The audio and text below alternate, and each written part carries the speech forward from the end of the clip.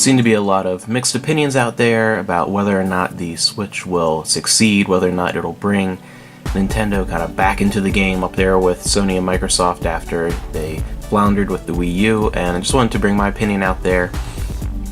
I really see this gen as being a repeat of Gen 6 with, the PS2, GameCube, Xbox, and Dreamcast, but there's no real Dreamcast this gen.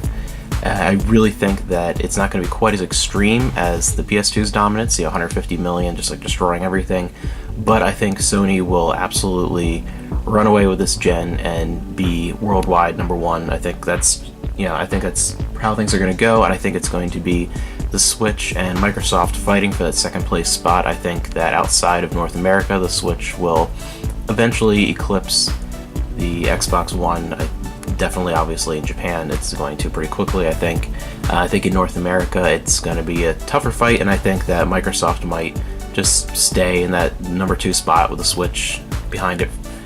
And I think overall, though, it'll be pretty comparable as far as how much of the market they control compared to what Gen 6 was. Again, PS2 the PS4 not quite as dominant as the way PS2 was, but as far as the Xbox One and Switch, I think the Switch is going to be somewhere in the 40 to 50 million units sold area when everything's all said and done, 4 or 5 years from now, however long things last.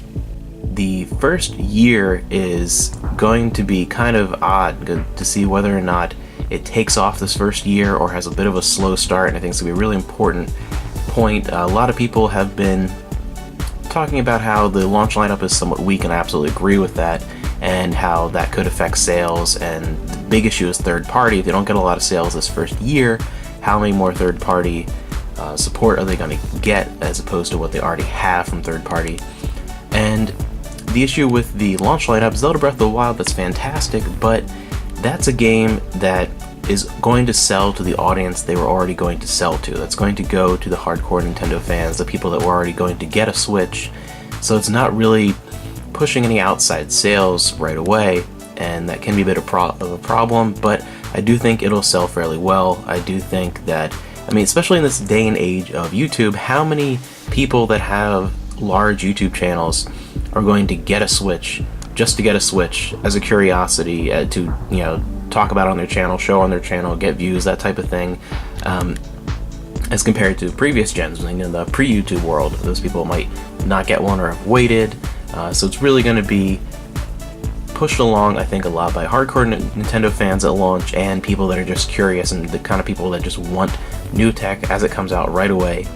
That being said, I don't think it's going to get the sort of monster success sales that they're looking for until the holiday season. I think it's going to get a decent launch boost from those bases, but there really isn't that third-party must-have game on the system yet. I think it'll get a little bit of a boost in the summer with games like Splatoon 2, but I really think Nintendo is obviously already and consistently has an issue with having enough consoles sitting there at launch, definitely hardware shortages, and I think that'll keep sales back a little bit until they get their act together and things are replenished by holiday season. I think we're going to see stores flush with Switches that were having shortages before, and then there'll be a bunch of releases that will have been out the half a year beforehand, and new releases popping up like Mario right before Christmas. I think will be a huge sales boost. So I think this first year, which is a very critical year, will end up being successful. I think there's still going to be a ton of naysayers